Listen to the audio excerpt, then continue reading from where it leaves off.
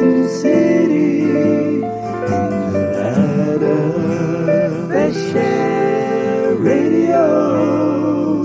We'd like to welcome you to this special dedication service, dedication program for KNIS. My name is Tom Hesse from San Francisco, the sound of the new life there, family radio. I'm your daily host, weekday afternoons from 1:30 to 4 on the program Music to Live By. Mr. Storrs, I guess this is a special day for you because, as I understand it, this has been in the making since 1962. Maybe you can tell us just how it started back about 8 years ago. Yes, Tom. I would say it probably started even before 1962. How far back, I think that in my Christian experience I can relate it to, perhaps some 4 or 5 years prior to that. But in 1962 is really when it came to a head to the point where we knew what we wanted. We knew that God wanted a radio station in the Reno area, in the western Nevada area. And it actually came about by a trip I made to Spokane, Washington, to radio station KCFA, where Larry Lewis was located at that time. Larry Lewis and myself, one other fellow from that area, came back to the Reno area and organized a board at that time, and it's been uphill all the way, and it's been fantastic. We now have KNIS on the air, and a culmination of all these years. Now, KNIS is on the air 18 hours a day from 6 a.m. until 12 midnight. And one of the most popular programs on KNIS is Conference Echoes, which is a program that is heard 6 nights a week. I was going to say 5, but it is 6 nights a week. And it's a program of Bible teaching from many of the better-known Bible teachers from conference grounds across the country, whether it be Mount Hermon or Whiting, New Jersey, home of America's Keswick, and also the Bible teaching of many professors and pastors and laymen around the country. And so there is a Conference Echo schedule found in that program schedule, along with other stories about KNIS and the stations that are in the sound of the new life. You've been real quiet over here. What is your name?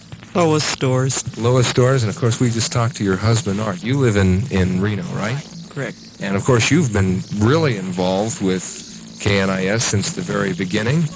And I'm sure that it's been a long 8.5 years, but what have you gotten from it? I know you've had to give your husband up because I know he spent an awful lot of time here. But what does it mean to you to see KNIS go on the air today? An answer to prayer, right, and faithfulness. And part of that was your prayer and faithfulness. Very definitely. How many people that you know about KNIS? Oh my goodness, I really don't know. I'd say a couple hundred that I could personally name off if I had to. Yeah, but you're telling people every day about KNIS. As much as possible. That's great. We've been talking to Mrs. Storrs. And in just a moment, we'll be talking to Cliff Denny, who we should have talked to long ago because he is the station manager here, but whom we couldn't because he was in operating the control board. So, Cliff, if you could just take off those earphones and come out here for a moment and tell us what it means to you. You've been also very close to KNIS. Well, Tom, it's a real privilege for me to be involved in the radio station ministry.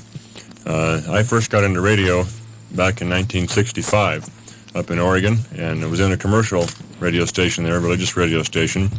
I just walked in off the street and asked the manager if there was any possibility I could have a job there. And after several months of training and working for experience only, I was given a board shift and went to work.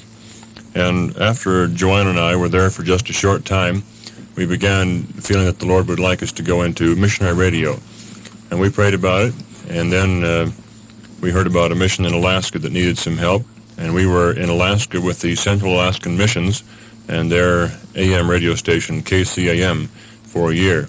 And while there, I was commercial manager, learned an awful lot about the ins and outs and the inside of a radio station. And then the Lord made it plain to us when we heard about KNIS going on the air that he was leading us back to the Nevada area.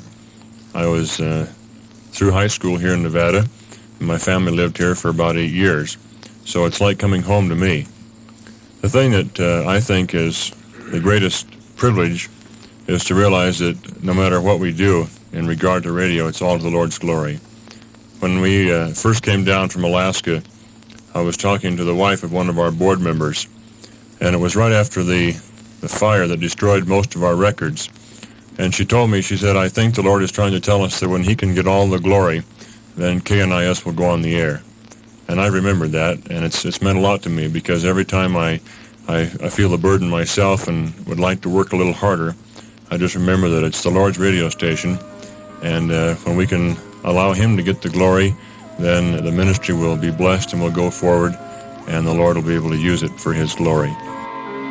Serving Nevada and California communities with Christian radio, this is KNIS, Carson City, Reno.